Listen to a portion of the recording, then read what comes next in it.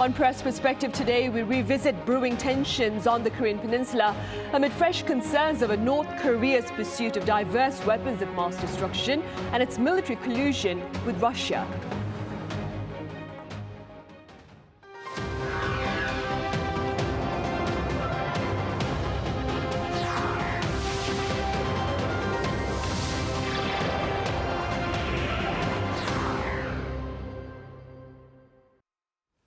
Hello and welcome to Press Perspective for this Thursday, April 24th here in Seoul. I'm Min Sun-hee.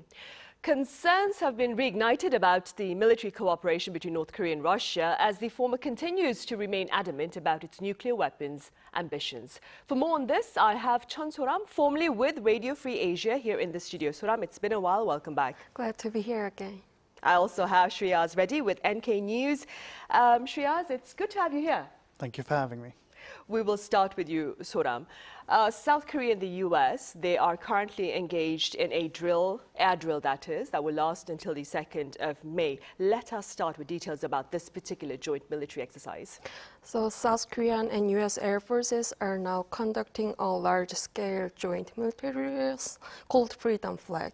The exercise began on April 17th and will continue until next week. It's being held across South Korean airspace, and it involves significant military assets, including around 90 aircraft and about 1,100 troops from both nations. The main objective of Freedom Flag is to improve combined air operations and strengthen coordination between the allies. The drill includes air-to-air and air-to-ground combat training, aerial refueling, and tactical operations, and is essential for sharpening readiness in high-stakes scenarios. Now, while the two countries regularly conduct joint exercises, the timing and scale of this particular drill are worth noting. It comes amid heightened tensions on the Korean Peninsula.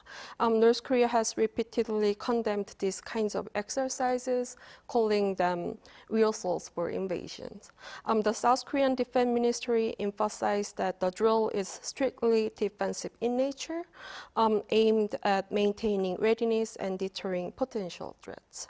But clearly, it also sends a message to both Pyongyang and other regional actors that the U.S. and South Korea alliance are still strong and tightly coordinated and capable of responding quickly to evolving threats. This drill is also part of broader U.S., South Korea, Japan three-nation security efforts, which are expanding in response to increasing challenges from not just North Korea, but China and Russia as well. Right.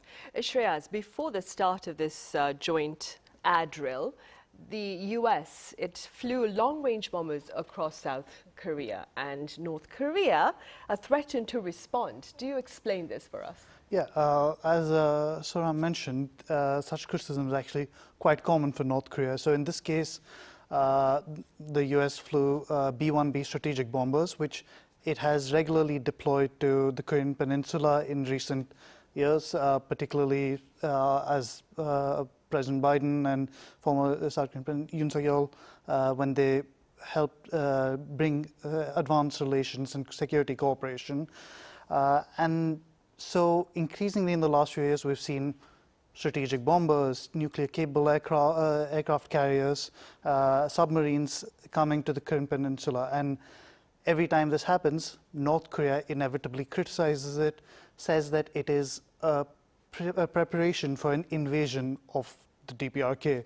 And that is fundamentally what they did here again. They said this is all just about improving the skills of military personnel, a part of a US-led conspiracy against North Korea. And so they once again stuck to that line. And as they often do, they warned that there would be consequences. North Korea usually uses such exercises to justify its own military development, to say we are going to build up our own strategic deterrent, and there will be consequences for the US, there will be consequences for its allies. And perhaps to some extent, this statement wasn't as direct in making that claim, but it was still the same principle, saying the US will face severe consequences for its actions. Right. Meanwhile, Soram, Radio Free Asia recently published a report about a U.S. report, that is, that talked about North Korea's biological weapons. Could you tell us a bit about that particular coverage?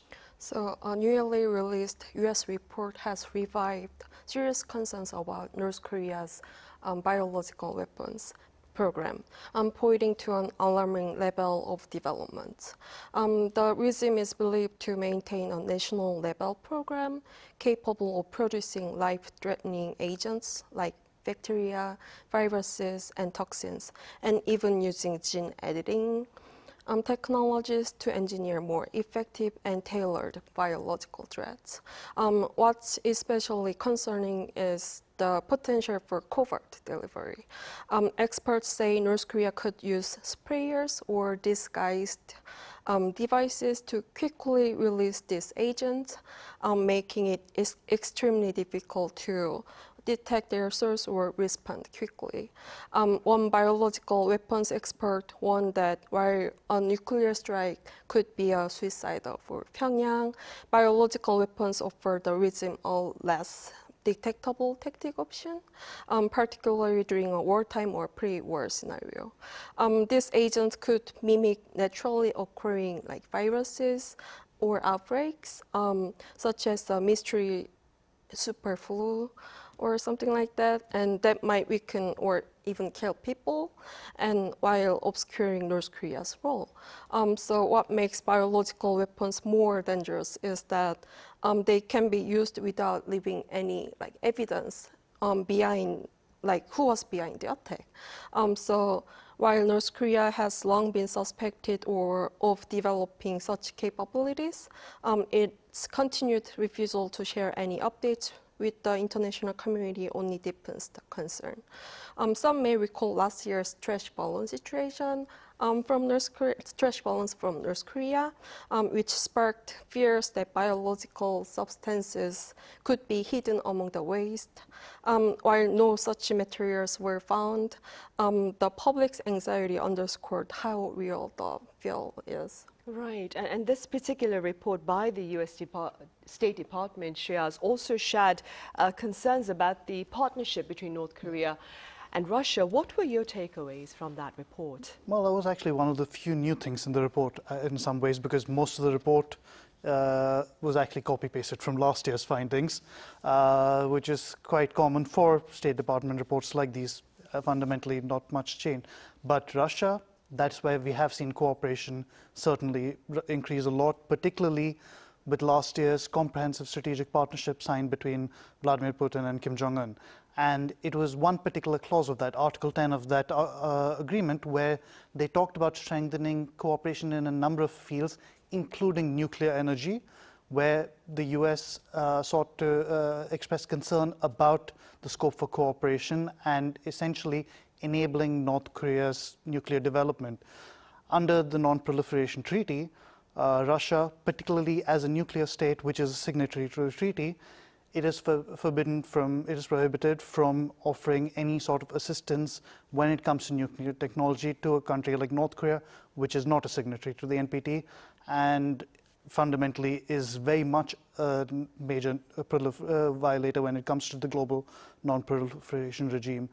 So in this particular case, the US was keen to reiterate that any nuclear assistance from Russia, even if it is for civil nuclear programs, is fundamentally going to be a violation. It is a problem, and just reiterated that Russia should not be engaging in any of these. And fundamentally, there could be consequences for both countries if Russia is found to help North Korea's nuclear program.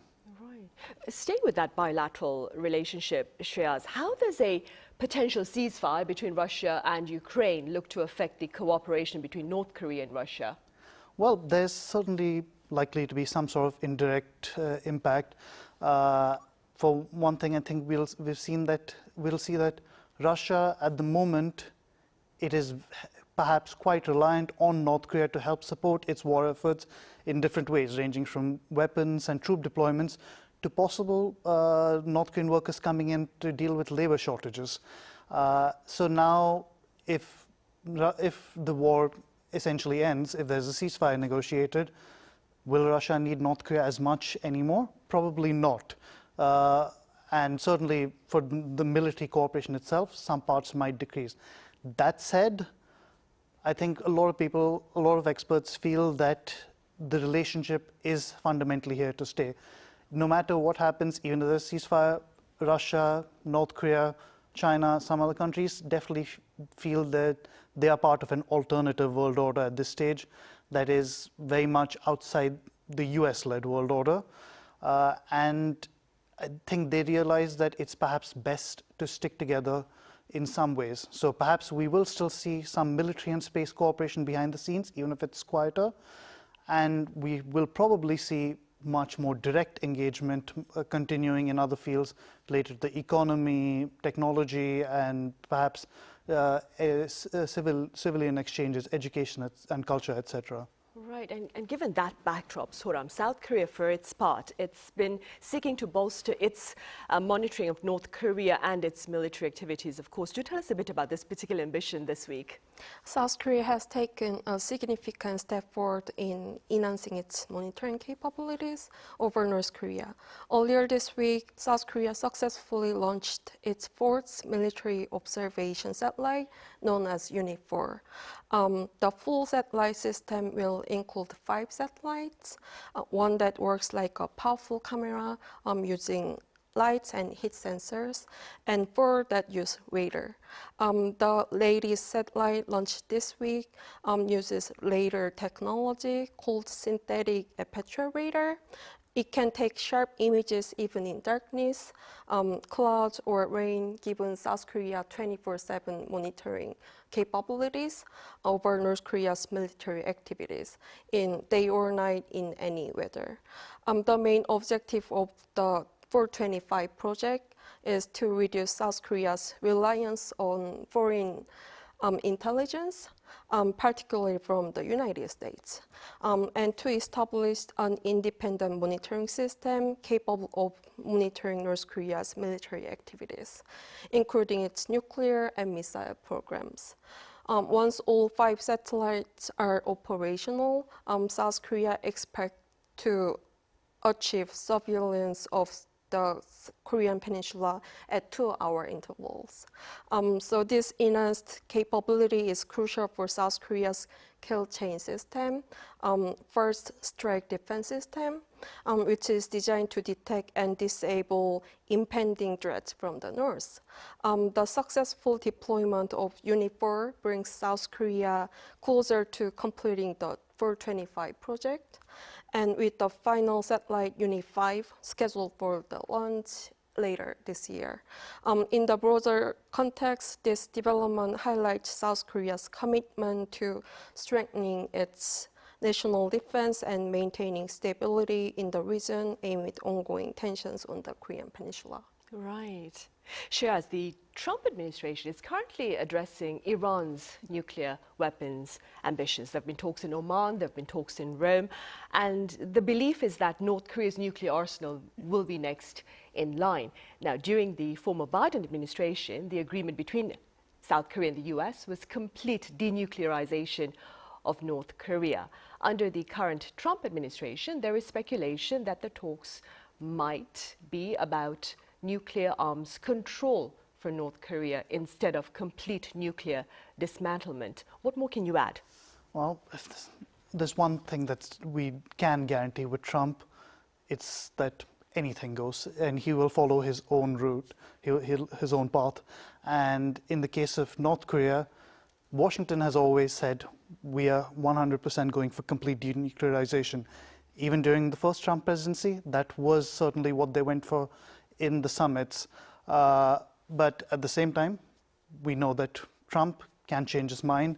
Certainly in the last few months, he, as well as some people in his cabinet, have casually referred to North Korea on multiple occasions as a nuclear power. Now, that doesn't necessarily mean going as far as recognizing it as a nuclear state, as certainly the US government has been keen to remind everyone every time he says something like that. But at the same time, it suggests that they may be willing to buck the trend, find their own path, and certainly many North Korea watchers for a long time have said, at this point, denuclearization is off the table. North Korea is not going to accept it. Certainly it has gone an enshrined its nuclear status in law as well. So they say arms control, arms reduction might be better.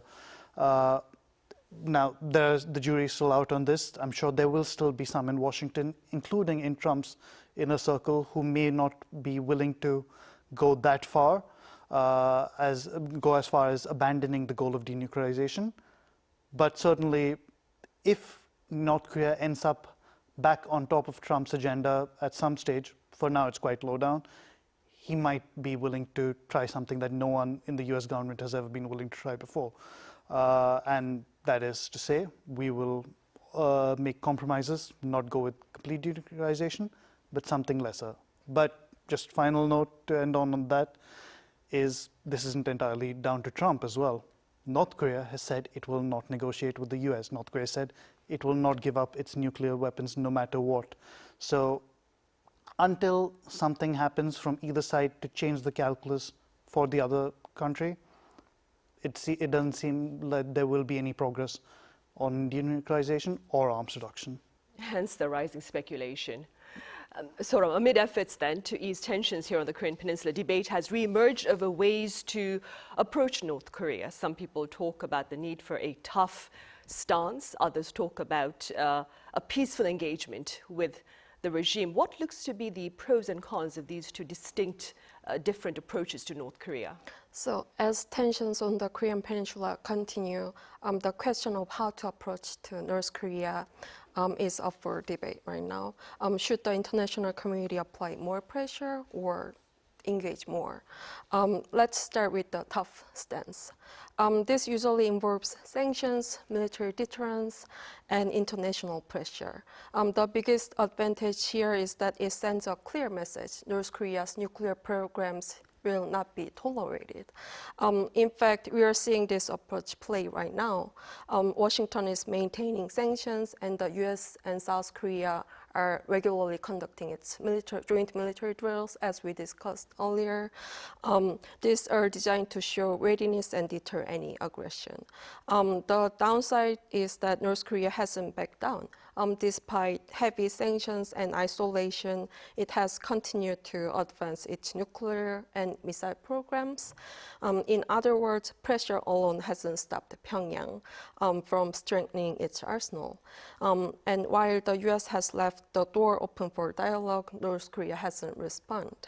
On the flip side, engagement focuses on dialogue, humanitarian aid, and economic or cultural exchanges.